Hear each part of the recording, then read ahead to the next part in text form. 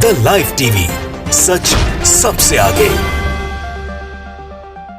नमस्कार, the live TV देख रहे हैं आप। आपके साथ मैं हूं आदित्य कुमार। शुरुआती रुझान सामने आ रहे हैं। आज नतीजों का दिन है। उत्तर प्रदेश के साथ साथ जो 4 राज्य हैं उनके नतीजे सामने आ रहे हैं। हम आज बात उत्तर प्रदेश के नतीजों की करेंगे। भारतीय जनता पार्टी भले ही सरकार बनाती हुई दिखाई दे रही हो, लेकिन बड़े बड़े नेताओं को झटका लग रहा है। हम बनारस की आज बात करेंगे। बनारस में जो दक्षिणी विधानसभा सीट है, उसके साथ साथ जो पिंडरा विधानसभा सीट है, वहां पर भारतीय जनता पार्टी करारी हार हारती हुई नजर आ रही है। जो अभी ये रुझान बता रहे हैं, थोड़ी देर में नतीजों में तब्दील हो जाएंगे और यही नतीजे सामने आने वाले हैं। पिंडरा की अगर बात करें तो पिंडरा में अजय राय जो कि कांग्रेस के उम्मीदवार है, जिस कांग्रेस को भारतीय जनता पार्टी हल्के में ले रही थी और बहुत सारे राजनीतिक विशेषज्ञ भी हल्के में ले रहे थे, वो बनारस में प्रधानमंत्री नरेंद्र मोदी के गढ़ में चुनौती देते हुए नजर आ रही। पिंडरा से अजय राय आगे चल रहे हैं। वहीं अगर दूसरी दक्षिणी विधानसभा सीट की बात करें बनारस की, तो वहां पर जो है नीलकंठ तिवारी जो कि भारतीय जनता पार्टी के प्रत्याशी, वो पीछे चल रहे हैं। उनको हरा रहे हैं किशन दीक्षित जो समाजवादी पार्टी के उम्मीदवार हैं। बनारस में वो बवाल की तस्वीरें भी आपने देखी थी। वहां पर ईवीएम पकड़ी गई थी और किशन दीक्षित ने धरना प्रदर्शन भी किया था। वही बनारस जहां प्रधानमंत्री मोदी ने काशी विश्वनाथ कॉरिडोर बनाया है, वही बनारस जिसके बारे में प्रधानमंत्री नरेंद्र मोदी बड़ी बड़ी बातें करते हैं, उसी बनारस की वाराणसी दक्षिणी सीट जो कि यह मानी जाती है कि वो बीजेपी का गढ़ है, वहां से बीजेपी हारती हुई नजर आ रही है।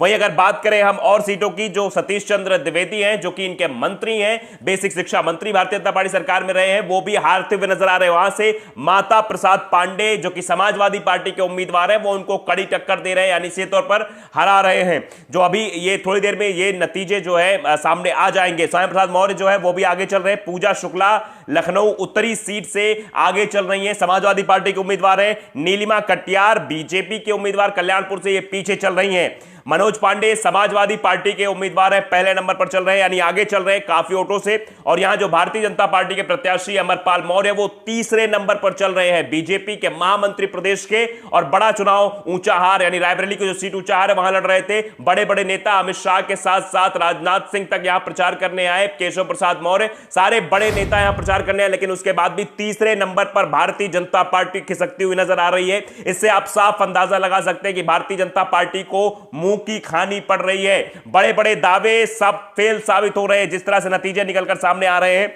वहीं अभिषेक मिश्रा की बात करें, अभिषेक मिश्रा जो कि सरोजनी नगर सीट से चुनाव लड़ रहे हैं, राजेश्वर सिंह बीजेपी से हैं, राजेश्वर सिंह को कड़ी टक्कर दे रहे हैं। आप समझिए कि वोट का जो फासला है वो 1106 वोटों से वो अभी आगे चल रहे हैं अभिषेक मिश्रा, यानी राजेश्वर सिंह भी लखनऊ से हारते हुए नजर आ रहे हैं। लखनऊ की 2 सीटें जिनके बारे में बता रहे, उत्तरी लखनऊ और ये सरोजनी नगर सीट है, यहां से समाजवादी पार्टी जीतती हुई नजर आ रही। तो जहां जहां भारतीय जनता पार्टी के जो गढ़ थे, किले थे, वो ढह रहे हैं। चाहे बनारस की बात करें, लखनऊ की बात करें, और करहल सीट से समाजवादी पार्टी के जो राष्ट्रीय अध्यक्ष हैं वो भी आगे चल रहे हैं, काफी ज्यादा वोटों से आगे चल रहे हैं। तो ये सब चीजें निकलकर सामने आ रही है। इससे आप अंदाजा लगा सकते हैं नतीजे जो कुछ भी आ रहे हैं, लगातार ईवीएम पर सवाल खड़े हो रहे हैं, लेकिन उसके बाद भी समाजवादी पार्टी जो है वो कड़ी टक्कर देती हुई नजर आ रही है। बनारस में जिस तरह से प्रधानमंत्री मोदी का जो गढ़, पिछली बार भारतीय जनता पार्टी गठबंधन ने पूरी सीटें वहां पर जीती थी, इस बार ऐसा नजारा दिखाई नहीं दे रहा है। चाहे वो दक्षिणी सीट की बात करें बनारस की या फिर पिंडरा विधानसभा सीट की बात करें, दोनों सीटों पर जो है भारतीय जनता पार्टी का सुपड़ा साफ होता हुआ नजर आ रहा है।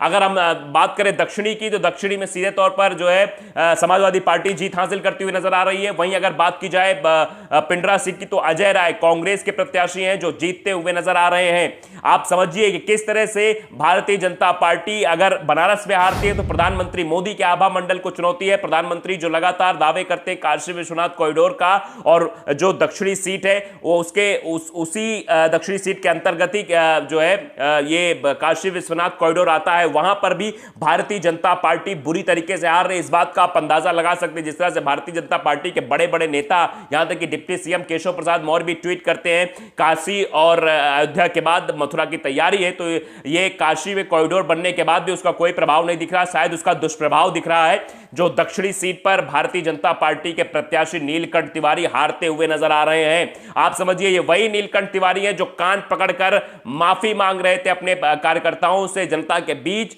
ये वही है, क्योंकि इनको मालूम हो गया था इस बार इनका बेड़ा गर्क होने वाला है, इस बार ये यहां से हारने वाले, इसीलिए कान पकड़कर नीचे बैठ गए थे। तो नतीजे साफ तौर पर दिखा भी रहे हैं और ये बता भी रहे हैं कि इस बार वहां से हार रहे हैं नीलकंठ तिवारी, जो कि मंत्री हैं, 3 विभाग उनके पास है, उसके बाद भी वो अपनी सीट नहीं बचा पा रहे। और सबसे बड़ी फजीहत प्रधानमंत्री नरेंद्र मोदी की ओर है, क्योंकि सबकी निगाहें टिकी हुई थी कि आखिरकार क्या कुछ होगा। बनारस पर निगाहें, आजमगढ़ पर निगाहें, इन सीटों पर, इन जिलों पर इसलिए निगाहें थी क्योंकि एक तरफ समाजवादी पार्टी का गढ़ है, दूसरी तरफ बनारस जो है प्रधानमंत्री नरेंद्र मोदी का संसदीय क्षेत्र, प्रधानमंत्री नरेंद्र मोदी का गढ़ है, जहां पिछली बार 8 की 8 सीटों पर भारतीय जनता पार्टी ने जीत हासिल की थी, भारतीय जनता पार्टी गठबंधन ने जीत हासिल की थी। और इस बार ऐसा कुछ भी नजर नहीं आ रहा है। चीजें निकलकर सामने आ रही वो इसी ओर इशारा कर रही हैं कि भारतीय जनता पार्टी इस बार वहां से बुरी तरीके से हार रही है, बनारस में हार रही है। अजय राय कांग्रेस के उम्मीदवार, और कांग्रेस का जो वोट परसेंटेज लगातार बढ़ रहा है वो दर्शा रहा है कांग्रेस को, जो लोग कमजोर आंक रहे थे, कांग्रेस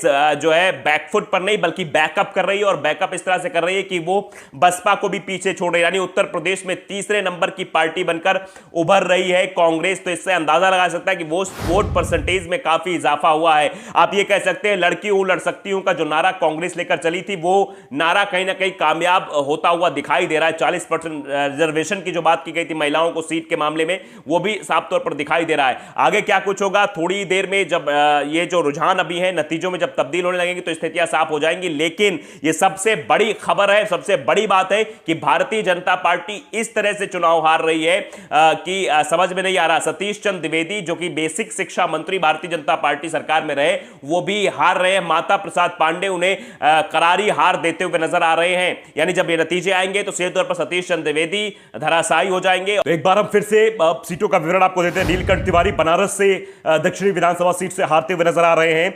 वहीं अगर बात की जाए माता प्रसाद पांडे जीतते हुए नजर आ रहे हैं, सतीश चंद्र द्विवेदी को हरा रहे हैं, और नीलकंठ तिवारी को किशन दीक्षित समाजवादी पार्टी के उम्मीदवार है जो हरा रहे हैं। स्वयं प्रसाद मौर्य भी आगे चल रहे हैं।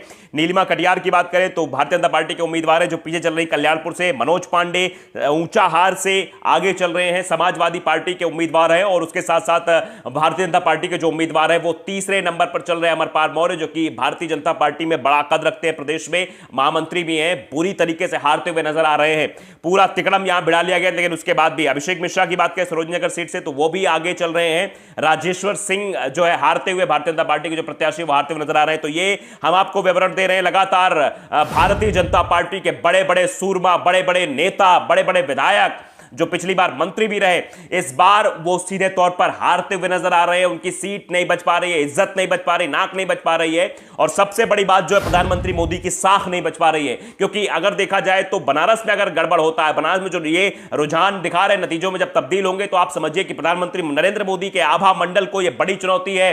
क्योंकि प्रधानमंत्री नरेंद्र मोदी का गढ़ पूरी तरीके से नेस्तनाबूद होता हुआ नजर आ रहा है। क्योंकि दक्षिणी सीट जो भारतीय जनता पार्टी का गढ़ है बनारस में, वो सीट भारतीय जनता पार्टी के हाथ से जाती हुई दिखाई दे रही है। वही पिंडरा सीट जो है, पिंडरा में कांग्रेस कब्जा कर रही है। वही अजय राय जिन्होंने प्रधानमंत्री नरेंद्र मोदी को लोकसभा चुनाव में चुनौती दी थी, वही अजय राय इस बार पिंडरा विधानसभा सीट से चुनाव लड़ रहे हैं और भारी मतों से जीतते हुए नजर आ रहे हैं। इससे आप समझ सकते हैं कि प्रधानमंत्री नरेंद्र मोदी का क्रेज बनारस में पूरी तरह से समाप्त हो चुका है। तो लाइव टीवी को अगर आपने सब्सक्राइब नहीं किया, सब्सक्राइब जरूर करिए, बेल आइकन दबाइए ताकि सच खबर आप तक पहुंचती रहे।